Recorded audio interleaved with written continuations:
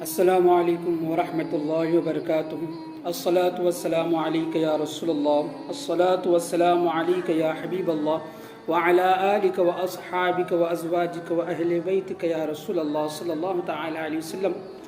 ناظرین اکرام، حدیث قدسی میں ہے، حضرت سیدنا عبداللہ بن عمر رضی اللہ تعالی عنہ سے روایت ہے کہ نبی پاک صاحب لولاق صلی اللہ تعالی وسلم کا فرمان عالی شان ہے کہ اللہ عز و جل ارشاد فرما رہا ہے، میری تقدیر پر ایمان لانے والا، میرے لکھے پر راضی رہنے والا، میرے دیے ہوئے رزق پر قناعت کرنے والا اور میری رضا کی خاطر اپنی نفسیانی شہوات کو ترک کرنے والا نوجوان میری بارگاہ میں میرے بعض فرشتوں کی مانند ہے۔ سبحان اللہ۔ یہ بات سمجھنے کی ہے میرے بھائیوں کہ اللہ تبارک و تعالیٰ خود فرما رہا ہے کہ ایسا نوجوان بندہ کہ جس نے اپنی جوانی میں اللہ کی عبادت کی ہو، ان چیزوں سے دور رہا جس سے اللہ اور اس کے رسول ناراض ہو جائیں، اور گناہوں میں مبتلا نہ ہوا، اور ساری جوانی بڑھاپا آنے تک اللہ کی اطاعت و فرما برداری میں گزارا، تو اللہ تبارک و تعالیٰ فرما رہا ہے کہ ایسا بندہ میرے بعض فرشتوں کی طرح ہے۔ تو فرشتے کہاں اور ہم جیسے گناہگار اور سیاہکار لوگ کہاں؟ یہ بات غور و فکر کرنے کی ہے کہ بعض فرشتوں کے مانند ہے،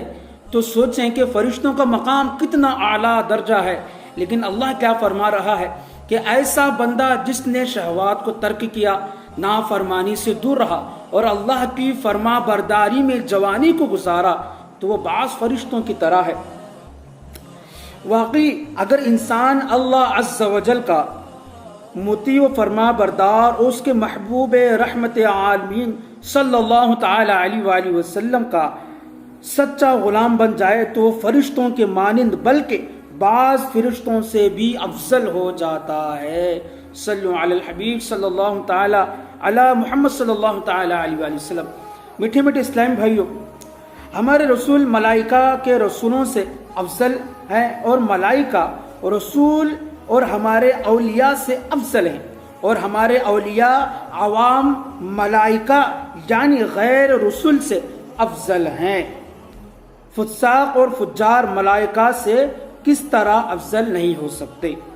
یعنی کسی طرح جو فاسق جو فاجر لوگ ہوتے ہیں وہ کسی بھی طرح جو ہے ہم لوگ جو کسی بھی طرح سے جو ہے افضل نہیں ہو سکتے۔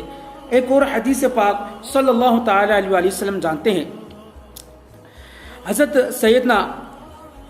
عبداللہ بن عمر رضی اللہ تعالی عنہ سے مروی ہے،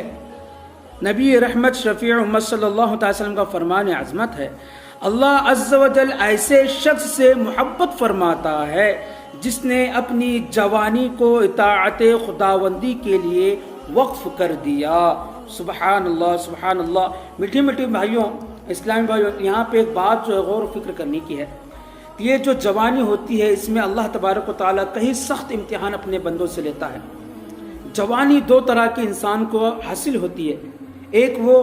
جو اس جوانی میں وہ بڑا قوی ہوتا ہے، بڑا طاقتور ہوتا ہے، اس کے بعد جو ہے اس کے پاس کئی سارے علم فنون مہارت ہوتی ہے، اور کئی نوجوان ایسے ہوتے ہیں جو کمزور اور لاغر ہوتے ہیں، لیکن کمزور ہونے کے باوجود بھی اگر وہ شخص اپنی جوانی کو، اپنی ساری زندگی کو اللہ کی راہ میں وقف کر دے اور کوئی بھی گناہ نہ کرے اور اللہ کے بتائے ہوئے راستے پر چلتا ہوا عمل کرے، تو اللہ تبارک و تعالیٰ اس کا مقام کو اور اس شخص کو بڑی محبت فرماتا ہے۔ اور جس کے پاس جوانی بھرپور ہے لیکن وہ اپنی جوانی کو راہ خدا میں خرچ نہیں کرتا، مظلوموں پر ظلم کرتا ہے، یتیموں کا حق مار کر کھاتا ہے، یا پھر وہ اپنی شہوات کو جو ہے اپنے شہوات کی پیروکاری کرتا ہے، اللہ تبارک و تعالیٰ اس بندے سے سخت ناراض ہوتا ہے۔ اور ایک بات ہمیں یہ بھی جاننی ہے بزرگوں بھائیوں دوستوں، کہ جو شخص جوانی میں اللہ کی عبادت کو کثرت سے تھامتا ہے تو اللہ تبارک و تعالیٰ بڑھاپے میں بھی اس سے تندرستی و عافیت عطا فرماتا ہے۔ لیکن جس نے ساری جوانی اپنے راہ خدا میں خرچ نہ کی اور جس نے ساری زندگی یعنی ساری جوانی گناہوں میں مبتلا کر دیا، تو بے شک اگر وہ بڑھاپے میں آنے کے بعد اگر وہ چاہے گا کہ میں عبادت کروں، چاہے گا کہ میں نماز پڑھوں، لیکن اس کے ہڈیوں میں، اس کے جسم میں وہ طاقت نہیں رہے گی کہ وہ اللہ کی بارگاہ میں، مسجد میں آ کر اپنے سر کو اللہ کی بارگاہ میں جھکا سکے۔ تو لہٰذا یہ بات پتہ چلتی ہے کہ معزز سامعین کرام کہ جوانی کا ایک سجدہ، یہاں بڑھاپے کا نہیں بلکہ جوانی کا ایک سجدہ بڑھاپے کے 100 سجدوں کے برابر ہے۔ سبحان اللہ، یہ بات غور و فکر کرنے کی ہے کہ جوانی کا ایک سجدہ اور بڑھاپے کے 100 سجدوں پر بھاری ہے۔ تو سوچیں کہ جوانی کتنی بڑی نعمت ہے۔ جس نے جوانی کی نعمت کو سمجھ لیا